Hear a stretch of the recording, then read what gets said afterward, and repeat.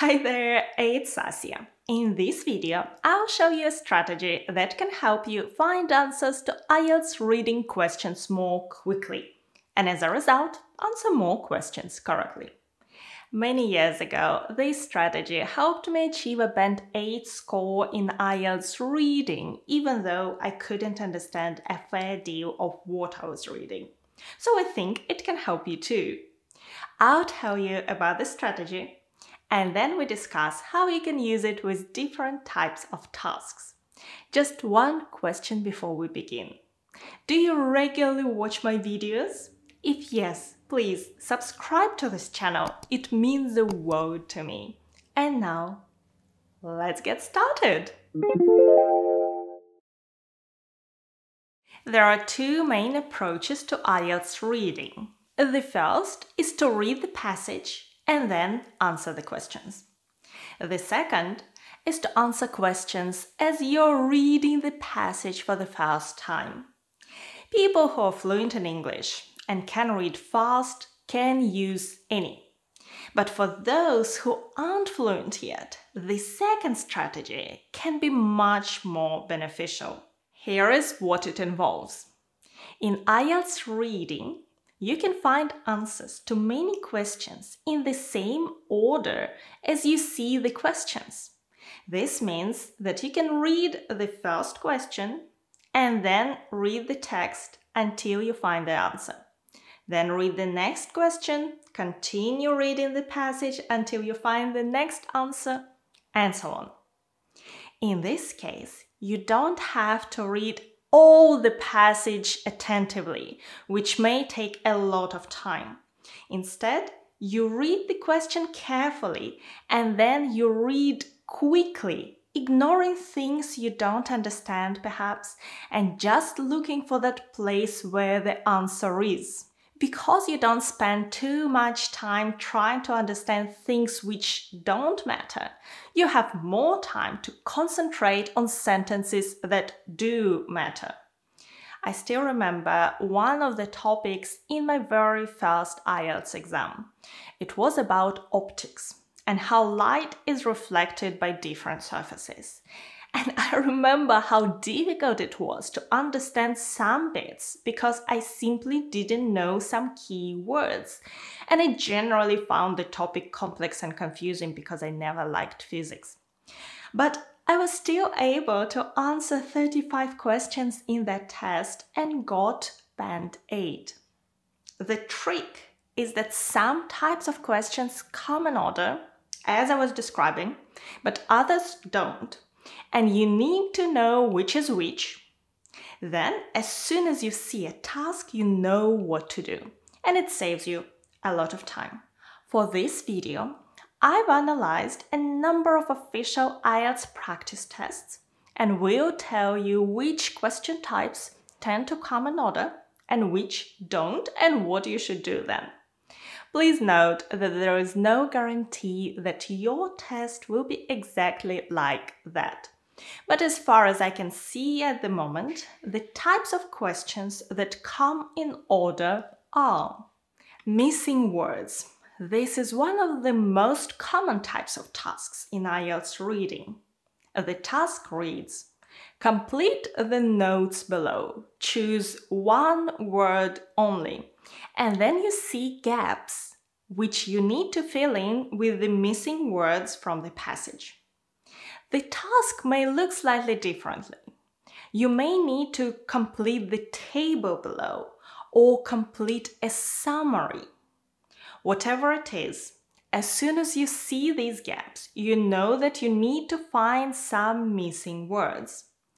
And the answers in the passage come in the same order as the questions. With this question type, be careful with the number of words. Sometimes you may need to choose one word only, and sometimes one or two words, so don't exceed the limit.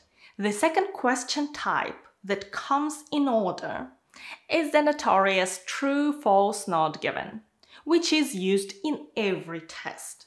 Here you need to say if the following statement agrees with the information in the passage or not. These questions almost always come in order. A similar type of questions is yes, no, not given.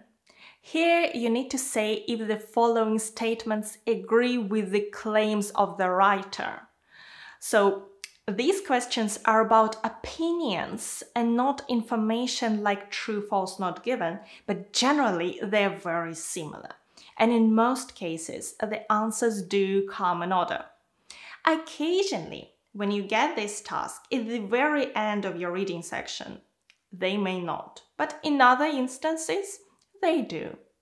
I have a detailed strategy for true, false, not given and yes, no, not given questions in a separate video, and I will link it in the video description box below.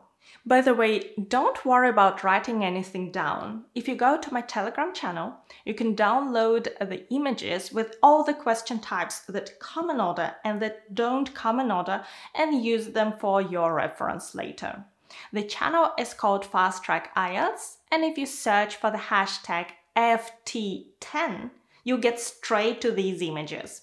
The next question type that comes in order is sentence endings. Here, you need to complete each sentence with the correct ending. And there are some other questions where you need to match information, but this is the only one that comes in order. Next, multiple choice questions. If you see several questions with 3 or 4 options A, B, C, D, and you need to select one correct answer, these questions come in order. Please note that sometimes you may need to find 2 correct answers out of 5 options, and those answers may not come in order, but we'll talk about them later. Answers that do not come in order. Okay, let's talk about all the questions where answers do not come in the same order as questions are asked. In many cases, what you can do instead is to read one paragraph and see if it answers any questions, then read the next paragraph and so on. So what question types do not come in order? Matching information questions. There are several types of questions where you need to match something, and probably the best known is matching headings. Usually, this type of question comes before the passage. I mean, in a paper-based exam, first you see the task, it takes the whole page, and then the passage comes on the next page, and the task reads, choose the correct heading for each section from the list of headings below. And headings are in a box numbered using the Roman numerals, and a list of paragraphs or sections is underneath. And you need to find a suitable heading for each paragraph or each section. Obviously, the first heading will not be about the first paragraph. They don't come in order. And my strategy for this type of question is to read the first paragraph, then read all the headings, find the right one, read the second paragraph, match it to its heading, and so on. And I suggest matching all the headings first and then transferring all your answers to the answer sheet. That's because in this task you may want to change some of your answers as you go. And I have a separate video about this type of task, will be linked in the description box below. Matching paragraphs. This task is slightly different. It reads, which paragraph or section contains the following information? If in matching headings you need to match each section of the passage with its heading, in matching paragraphs you may have just 4 or 5 questions, and they're usually located right after the passage they belong to. Again, I find that the best way to answer this type of question is to read a paragraph, find the answer, read the next paragraph, find the answer, and so on. It seems that if you have, let's say, 4 statements, you'll be able to match them with the first 4 paragraphs, just not in order. And that means that you will answer the remaining questions using information in the remaining paragraphs which you haven't read yet. And in this case, you will answer all the questions about the passage by reading it only once. There is one little thing you should pay attention to. In some tasks, you can use each section only once, but sometimes you may need to use some paragraphs twice. Then you will read, you may use any letter more than once. Check if that's the case in your task. If it is, you will definitely use one of the letters more than once. Matching information. Quite often you need to match surnames of people with what they did. Like in this task, match each statement with the correct explorer. And if you see this type of task, highlight all the surnames in the text. Then you'll be able to find the part of the text where the answer is located very quickly.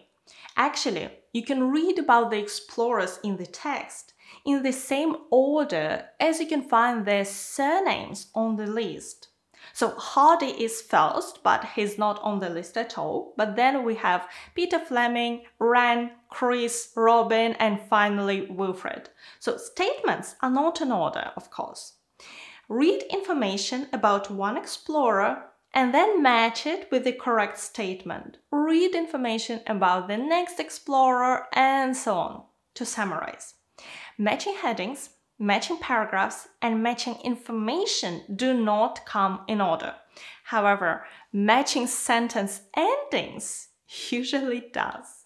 Multiple choice questions with 5 options and 2 correct answers. The task reads, choose 2 letters from A to E.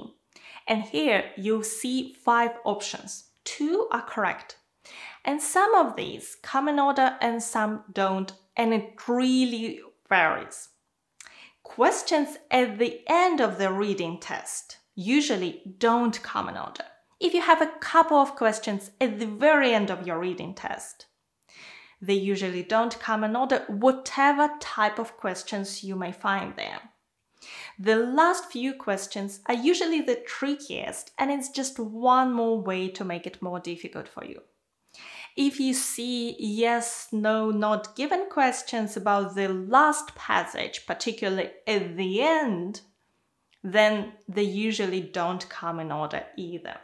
Basically, everything I told you in this video are the general rules that I deduced from the official practice tests and from the real tests by paying attention to where I could find my answers.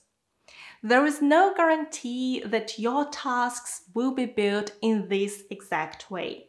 But even if some of them are different, this strategy can still help you find answers more quickly, giving you a chance to answer more questions. Don't forget to see the images with the lists of questions that come in order and that don't come in order on our Telegram channel. To learn about the strategies for other types of tasks and how to prepare for your exam quickly, download my free IELTS study plan. It includes links to all the free official practice tests too. Thank you for watching me today. Good luck with your preparation and your exam. Bye!